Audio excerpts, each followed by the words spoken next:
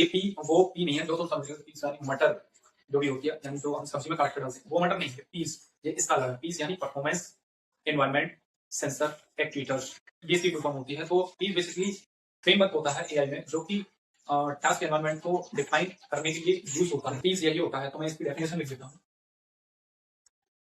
Environment for actuators for sensors. These are the full form of PEACE: performance, environment, actuators, and sensors. So PEACE basically a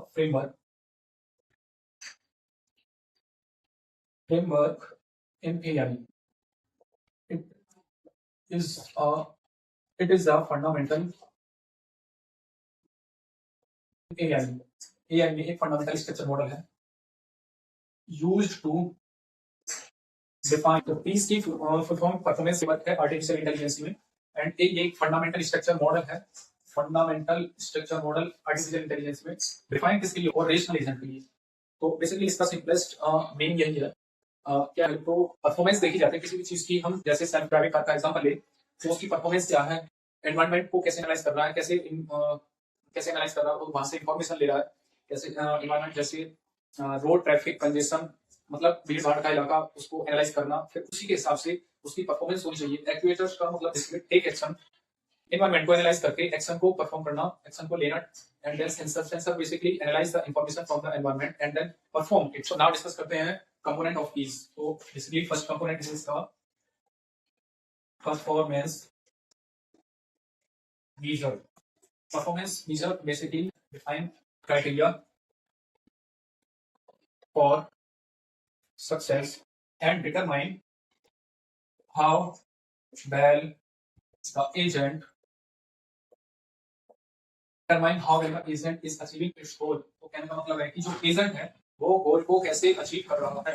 right, example अगर मैं दूं इसका, जैसे speed हो गया self driving car में, and safety, यानी जो एजेंट है कैसे कार को चला रहा है, सावधानी पूर्वक चला रहा है या नहीं, कितनी स्पीड है उसकी, नॉर्मल स्पीड से चला रहा है या फास्ट स्पीड से चला रहा है, रोड को देखकर अगर रोड खाली है तो स्पीड फास्ट है, अगर कंजेशन थोड़ा सा एरिया कंजेस्टेड रोड है तो थोड़ी सी उसकी स्लो हो जाएगी।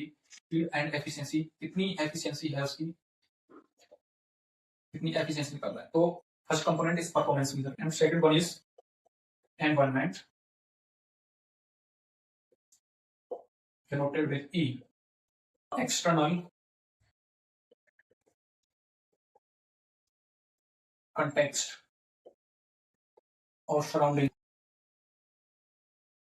ये एक्सटर्नल कंटेक्स्ट है और सराउंडिंग्स यानी बाहर का एरिया, एनवायरनमेंट यानी जो भी वातावरण है, कैसा एनवायरनमेंट है उसको एनालाइज करेगा, वहां से इंफॉर्मेशन लेगा, जैसे मैंने अभी एग्जांपल दिया यहाँ से, और surrounding with which it interact,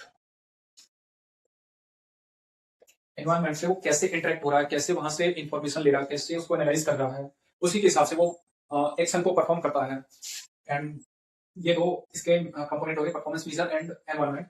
and next आता है actuators, basically mechanism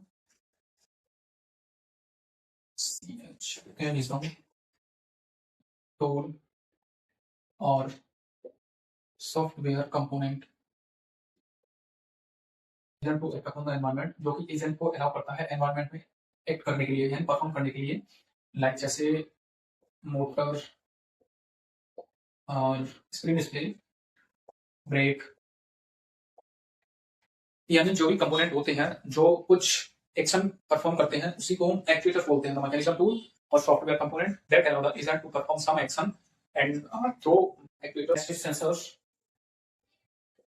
so sensors का बेसिकली मतलब होता है कि इंफॉर्मेशन को देखना, एनालाइज करना। So the state of its environment, तो हम कह सकते हैं sensors the instrument the agent the agent uses the of its environment।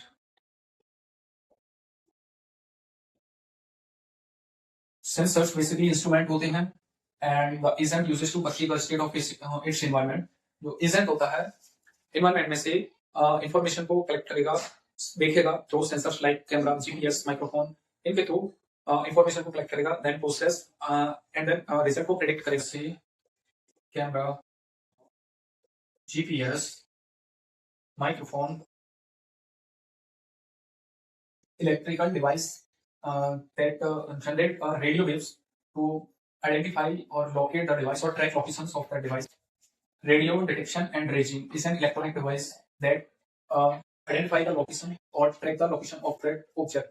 So basically यही चीज होता है कि sensor, camera, GPS, microphone, radar. We have discussed a lot of information about the intelligent agent और artificial intelligence, इसके types और कैसे decision लेता है, और जो इंटेलिजेंट एजेंट होता है उसके टाइप्स और पीस फ्रेमवर्क क्या होता है। और उसमें भी हमने एक चीज नोटिस की, हम बार बार एनवायरमेंट का जिक्र करते हैं, तो एनवायरमेंट को समझते हैं।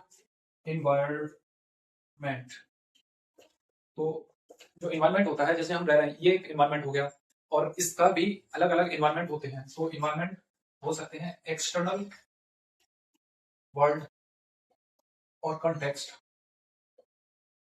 इन विच इंटेलिजेंट एजेंट। तो एनवायरमेंट एक एक्सटर्नल वर्ल्ड हो गया, कंटेक्स्ट और सराउंडिंग्स हो गया, यानी जो हमारे चारों तरफ, मान लीजिए मैं एक एजेंट हूँ, मेरे चारों तरफ ये सारा एनवायरमेंट है, मैं इसको ऑब्जर्व करूंगा, यहाँ से इंफॉर्मेशन लूंगा और उसको प्रोसेस करूंगा further, and continuous feedback loop लगाकर अपनी गोल्स को मैक्सिमाइज करने के लिए, अपनी परफॉर्मेंस को मैक्सिमाइज करने के लिए मैं इसको बार बार प्रोसेस करता रहूंगा जब तक मेरी परफॉर्मेंस और मुझे स्पेसिफिक रिजल्ट ना मिल जाए, जब तक। ये एनवायरमेंट एक्सटर्नल वर्ल्ड और कंटेक्स्ट इन विच एआई और सॉरी इंटेलिजेंट ऑपरेट्स। तो इसके टाइप कितने होते हैं ये देखते हैं। Types of environment, fully observable. इसमें क्या होता है कि फुली ऑब्जर्वेबल यानी टोटली उसको ऑब्जर्व करेगा। यानी मैं एग्जांपल लेता हूं जैसे चेस का, तो चेस में जब भी हम चेस खेलते हैं, तो जो एजेंट होता है, एक तो हम एक यूजर हो गए, और दूसरा जो कंप्यूटर होगा, यानी जो एजेंट होगा, उस यूजर की हर एक मूव को एनालाइज करेगा कि क्या एक्शन परफॉर्म कर रहा है, उसके बेसिस पर वो अगला स्टेप परफॉर्म करेगा। तो यही है, उसको फुली ऑब्जर्व करेगा। एंड पार्शियली ऑब्जर्व में क्या है कि जैसे सेल्फ ड्राइविंग कार का मैं एग्जांपल ले लूं, सेल्फ ड्राइविंग कार में क्या करेगा कि उसको जो चेस खेला बंदा, उसके एक्शन को और जो यूजर है उसको ऑब्जर्व कर रहा है। लेकिन पार्शियली ऑब्जर्व में जो सेल्फ ड्राइविंग कार है, उसमें जो एक्सटर्नल एनवायरनमेंट है, जो उसमें लोग हैं एक्सटर्नल एनवायरनमेंट पे, उसे उसे कोई मतलब नहीं, उसे केवल फोकस करना है अपनी कार चलाने से। It will focus on run the object और सेल्फ ड्राइविंग कार, इसलिए दिस इज द एग्जांपल। उसे उसे कोई मतलब नहीं है कंटेक्स्ट और सराउंडिंग से, केवल उसे मतलब है कि हम कार कैसे चला रहे हैं, एनवायरनमेंट कैसा है, उसके रोड के आसपास कंजेस्टेड है या बिल्कुल एम्प्टी है, या रोड एकदम बढ़िया है, मतलब कुछ भी नहीं है। तो यही है partially observable. And second one आ जाता है स्टैटिक वर्सेस डायनेमिक। स्टैटिक में क्या होगा कि एनवायरनमेंट इसमें चेंज नहीं होगा, जैसे चेस हो गया और ग्रिड कॉलम हो गया। चेस मैंने क्यों लिया और यहाँ क्यों लिया, यहाँ तो मैंने बता दिया। अब जो चेस मैंने यहाँ लिया, चेस में जो बोर्ड होता है, इस प्रकार से जो बोर्ड होता है, उसका जो एनवायरनमेंट है वो चेंज नहीं होगा, वो एकदम स्टैटिक रहेगा। और ग्रिड कॉलम में जो ये जो ग्रिड कॉलम है, ये एकदम एज इट इज रहेंगे। It is independent of user that is playing chess. So dynamic में क्या होगा कि कंटिन्यूअसली चेंज होता रहेगा। ये क्या है, चेंजेबल है, चेंजेबल। जैसे self driving car, self driving car, इसमें क्या होगा कि जो बाहर का जो एनवायरनमेंट है वो चेंज होता रहेगा। वो इसके अकॉर्डिंगली, जैसे मान के चलो रोड कंजेस्टेड है, रोड कंजेस्टेड, कंजेस्टेड हो गया, और जो नेविगेशन है, जो सिग्नल है, नेविगेशन सिग्नल, ये सभी चीज स्टैटिक में बस इतना ध्यान कीजिए कि static doesn't change, static environment remains unchanged unless the agent perform the action.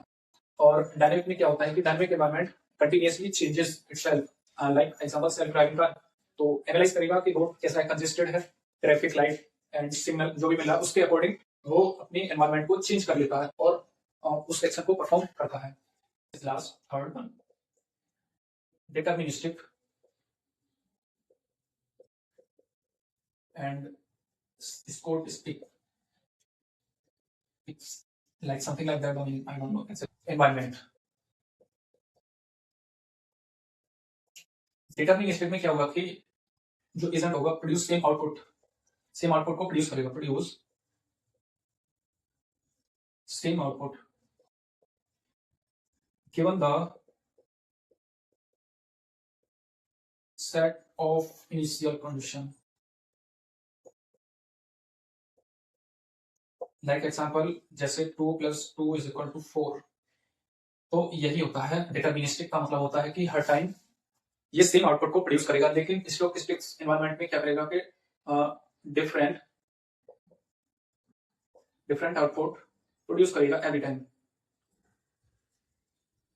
Time. Like इसका एग्जांपल स्टॉक मार्केट।